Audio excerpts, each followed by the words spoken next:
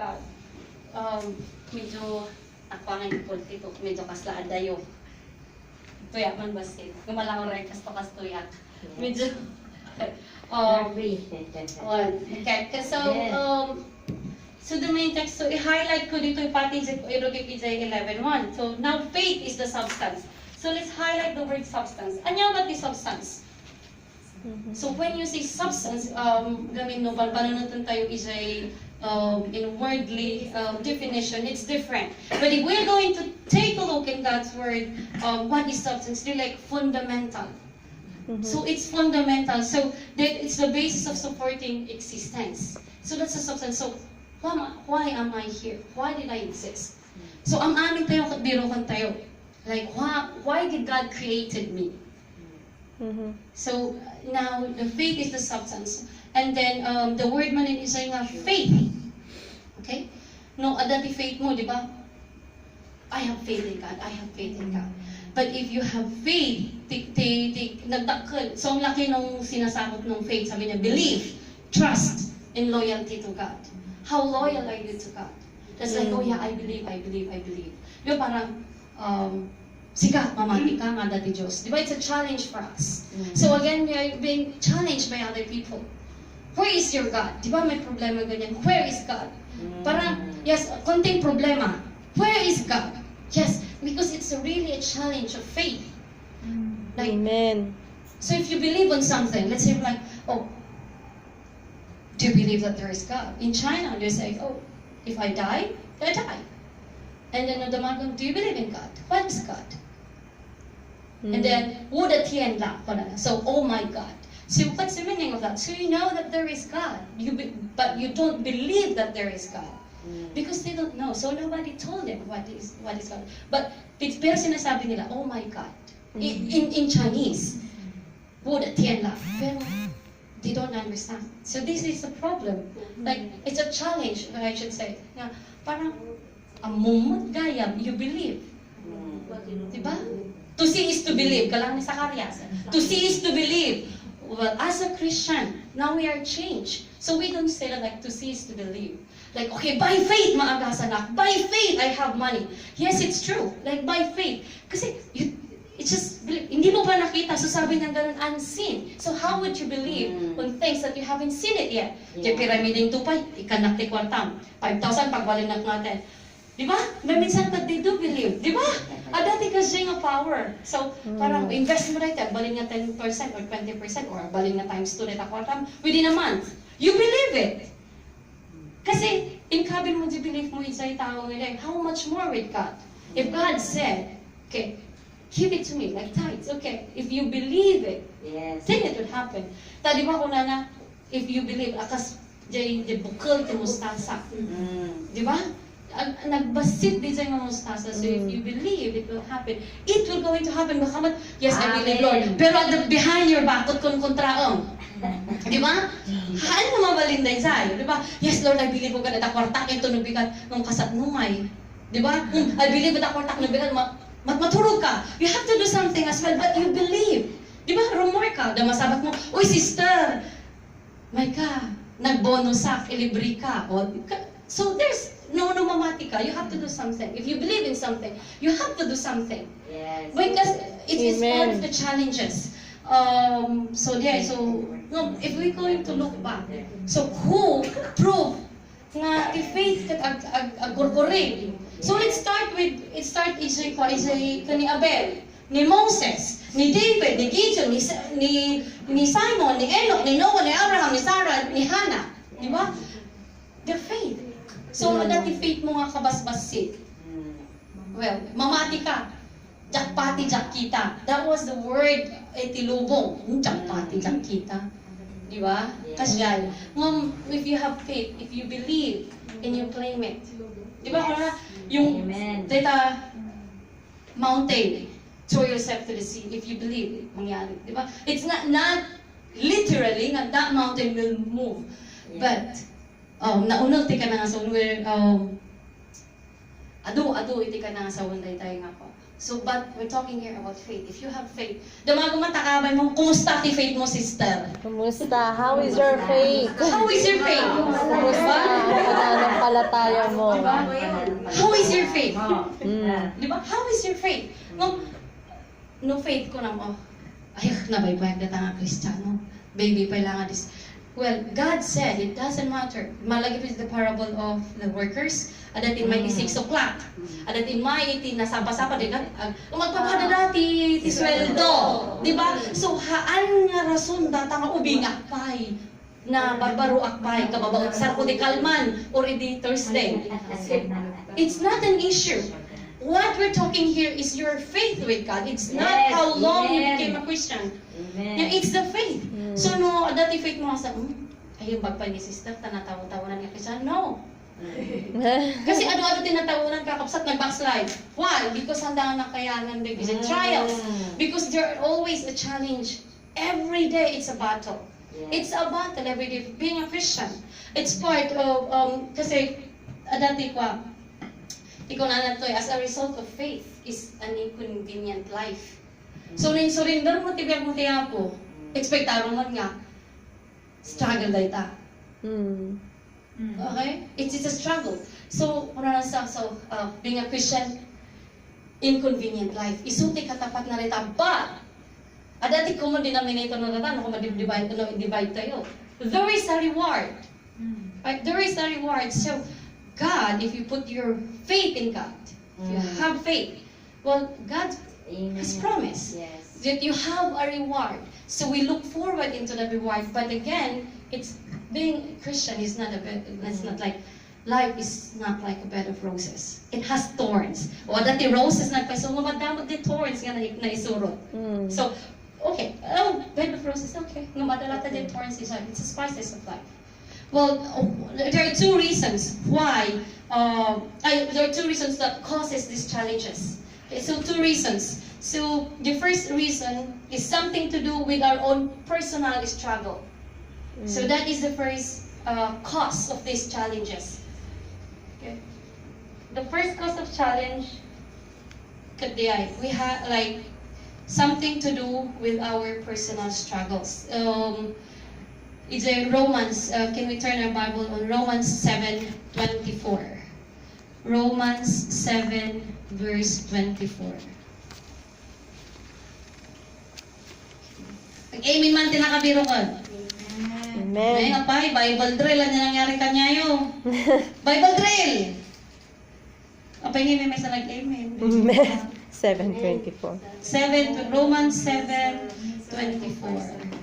Okay. Ni oras siya din magana nga mabirukan. Okay. Okay, basahin man tinakabiro kakabsa. Oh, what a miserable person I am. Who will free me from this life that is dominated by sin and death? Okay. So there oh wretched man I am. So oh poor me. I am tibagim like wow, poor me. Poor me. Because we have our own personal struggles. And these personal struggles will cause us Amen. to fall. Diba? So these struggles can cause us to fall because we have our own personal struggles. So who will rescue me from my body that is subject to death? So you know already the answer. Who will going to save you from that? So imbaga na sa una, stand firm despite our struggles. They must stand firm. So so I can relate iti biyag iti Kristiyano iti dun sa tree. Or sa plants. Hindi dahil biology teacher ako. But this is what I can relate for parang i-relate ko doon. So parang may dalawang klase kasi ng roots. So yung tree, kasi pag tumayo yung tree na ganyan, kung ano yung circumference ng shadow, yung nakakast ng tree na shadow, yun kalaki, gaano kalaki ang kanyang roots. So parang gano'n. So, meron naman yun ang root niya, tinatawag nila is a top root. So, nakaramot. It has been like really rooted. So, as a Christian, di ba, habang you're growing downwards as well. So yung roots mo dapat nag-grow din pababa. So parang opposite yan, ganyan. Kasi pag may bagyo, di ba? So you can stand firm. Because of the struggles of life. So there's so many kinds of struggle. Like, nga malmalpas ito yung problema. Bakit naman, Lord, hindi matapos-tapos itong problema? Yes, because it has been accompanied in your life, in the life of a Christian. Hindi mo iiwasan yan. Can anybody raise your hand kung sino ang walang struggle dito? I cannot raise my hand. I cannot even raise my hand. Basta struggle every day sa battle. Pagbangon mo pa lang, ay, alas 6 pa lang, tayo naguray. Pagbas mo pa lang, di ba it's a struggle already? Nung bumangon ka, dagsa, papuyat ka, pagod ka, pagdanon mo itibas, ay pila, makisinigsigan ka, magnaka. It's a struggle. That's already a struggle. But the joy, look at the other side of that. It's even more struggle if you don't have a job. So be careful what you ask for. Kung nanto pa'y dilubong. Di ba? Be careful what you ask for. But it's true. Kasi nagitupayan nga namati, they know it. So, before kang agreklamo, panunutan pa nga mamin ano. Diba? Kasi yung pag no complain ka nga, complain. If you keep on complaining, okay. So it's talagang, pag nag-complain, squeaky. Be careful, watch out for dito and dito. Your struggle might going to cause you to fall. Not unless you rooted, just like the tree, na merong ganyan, yung circumference niya. Pero yung isang klase ng roots, medyo yung shallow. Very shallow. Na pwedeng matanggal agad-agad. So yun ang isang yung pangalawang klase ng root. So, konting ganyan, natumba. So, it depends again. So, be careful like being a Christian. Pero huwag mo sabihin na, oh, I'm still a new Christian. No, even if you're a new Christian, your roots can grow down deeper. Like, compared to a 10-year-old Christian or 20-year-old Christian. So, time here is not an issue. It's basically your faith. If you put your faith in God, like, hindi kailangan na ganun. So, just like the part of the workers na sinabi ko. Parang ganyan, wow, di ba? Yung mga itim dun sa China, tapos, ayaba, wala talaga nga, wow, kahit talaga nga, tao na, magti problema, iso nga matugtog ka ti pulis. Ngumito na ko lang, will you come and evangelize? And then sumunod na. Because, sorry, I'm busy, I cannot go evangelism. It's like, no. But inside the church, you can really see, wow, makabindisyon, like, wow, I'm so blessed. How they praise. Talaga nga, nagmayat, pati praise and worship with them. But when it comes to go evangelize, like, there's a fear. Na parang, oh, I'm in China. Kasi ano ngayon, mabalod ako, ma-deport ako. So, so there is still question. There's still a fear, but it's just like, if you have faith, God will protect me. God will protect me. By faith, God will protect me. It's like, nung dekor mo minsan, di ba? That depends on your faith. It's either your faith goes or di ko lang. Na nalaka nga ma-persuade or maparod. But lumawan dito! Amen! Yes! Ano si Bangir? Raka din? Di China. Wala na di China. Kukuhay lang to! Okay. So the second cause of these challenges. So the first, because of our personal struggle. Second, it has something to do with living in a fallen world. So, something to do with the living in a fallen world. So, it's Ephesians 6:12. Very, very, very, very popular. Na-memorize nyo pa hindi na ito yung nakakabsat. Hanaya. Wait lang. Ephesians 6:12. Wait lang, ba't hindi Ay, gumagana? popular na ito eh. 6:12. Ephesians 6:12 to 18. Okay. Oh, di ba? Okay. Yes. Gamit ko na cut, memory verse. Memory verse daw, bang. So Ephesians 6:12, it says, for we wrestle not against by flesh and blood, but against the principalities, against powers, against the rulers of the darkness of this world, against the spiritual wickedness in high places. So these are the two things that causes the challenges. Diba? So,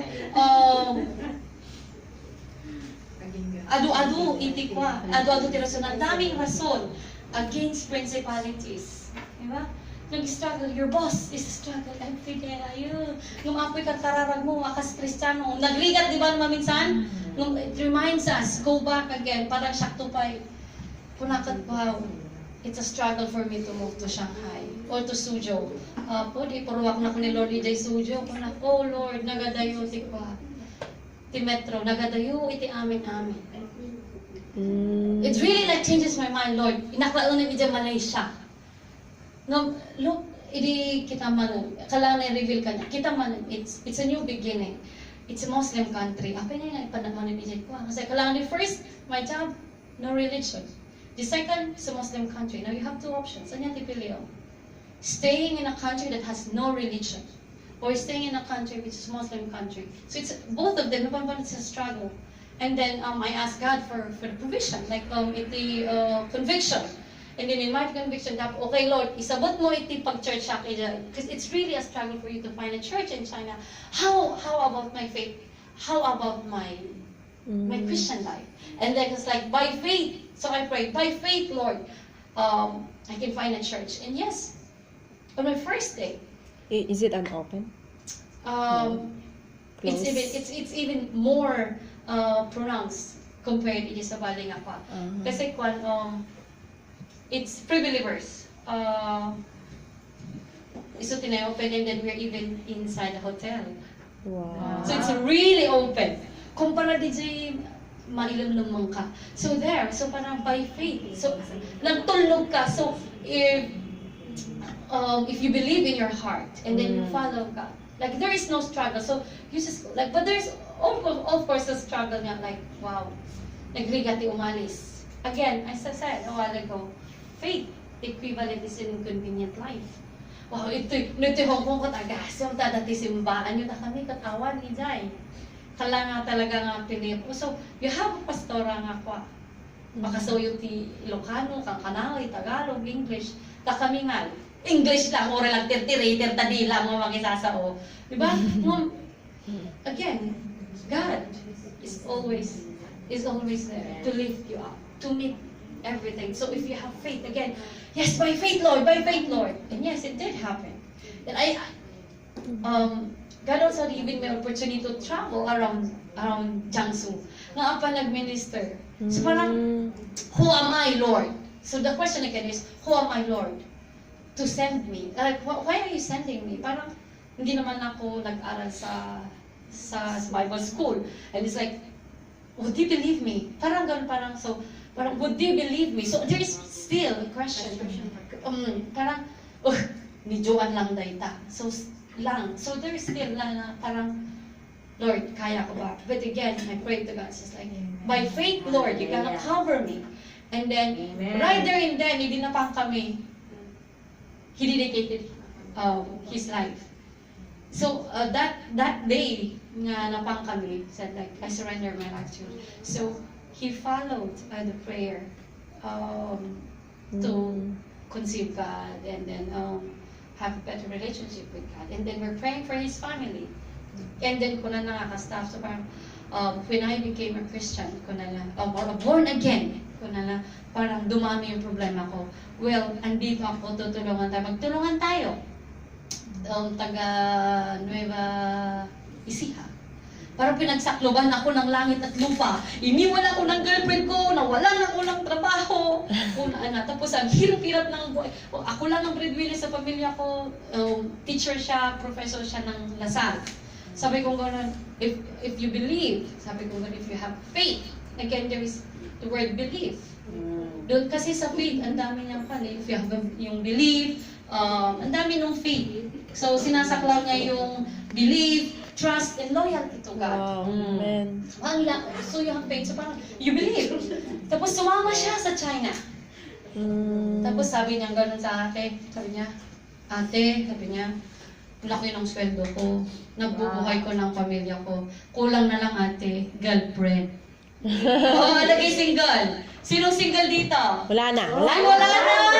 Take na lahat. Sabi niya, ate, isa na lang ang kulang. girlfriend. Sabi ko, pray for it. Sabi ko, bata pa siya, pray for it. God will going to meet. So, by faith, di ba sabi mo by faith?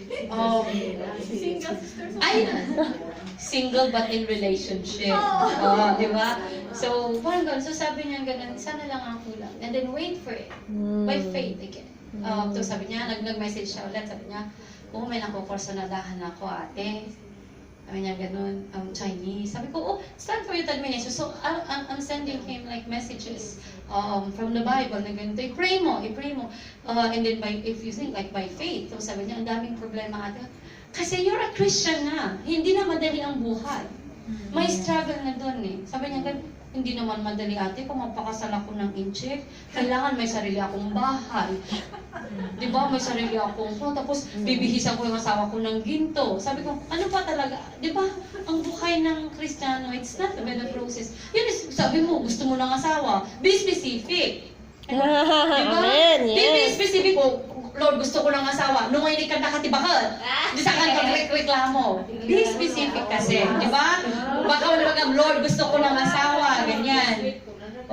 Specific, lagay mo dun. Kung hiniling mo, edi, by faith again, makukuha mo. Pero sabi, Lord, gusto ko ng trabaho, pero gusto kong ganito, ganyan. Huwag namang masyado. But in God's time, ibibigay niya. Bakit hindi? Kasi baka mamaya sasabihin mo, Lord, nag-offering ako. Tapos gusto ko ng 10,000 na sweldo. O baka binigay sa'yo 10,000, wala ka na rito. Di ba? So, money. Be careful. Like, guard your mind and your heart. Kasi, it's a challenge for you. Okay, binigyan ka nga ni God ng 10,000 kasi hiniling mo, di ba? By faith, na-receive mo nga. Again, it may cost you to walk away from God. Parang inisip mo, how can I make more money? How can I make more money? O pipiyapay di 3,000 lang ti sweldo, tadat to kang parparin tumang. Ayan? Hindi ka di 10,000 ti kwartang ka, Kaya you want more. It's a human nature. Kasi yun ang isang rason doon. Yun ang rason doon na isa, that's number 2.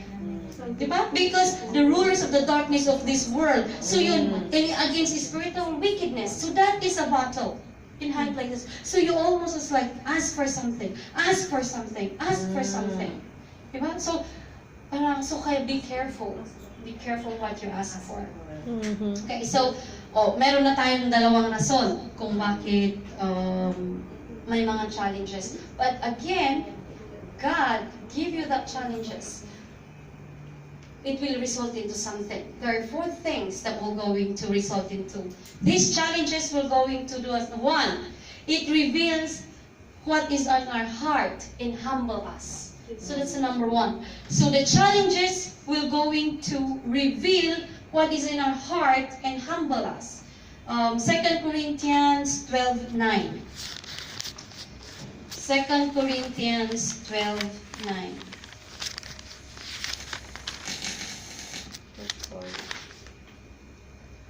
2 Corinthians 12:9. Amen. Amen. Pakibasa man din, nag-amen. And he said to me, my grace is sufficient for you, for my strength is made perfect in weakness. Therefore, most gladly I will rather boast in my infirmities, that the power of Christ may rest upon me. Amen. Very self-explanatory, di ba? Diba, mawatan tayo din. My grace. Anya ba di grace? What does grace really mean? I don't listen. Grace. You don't deserve to have it. But because you were able to overcome the challenges that God have given you, now God had promised there is a reward. Diba? Christian life. Because of your faith, you're gonna have an inconvenient life. But at the end, you're gonna have a reward. So His promise is not just like a promise. No, it's just like a normal promise. Itilubo. The promise of God is really a real promise. Amen. And then again, by faith, unseen. Hindi mo pa nakikita pero naniwala ka na. Diba? So that is faith in God. Okay. Second, to humble us. So it will going to reveal what is in our heart and humble us. So parang, Lord, gusto ko ng ganito. Lord, gusto ko ng ganito. Lord, gusto ko ng ganito. So, who are we to boast against God? Di ba parang isang pitik lang ni God, wala ka na. So, these challenges really will going to help us to humble before the Lord. Ano mo, minsan takot, dumanong kikinapangas ko. Diba? Well, it's our human nature. Yeah? We cannot deny that.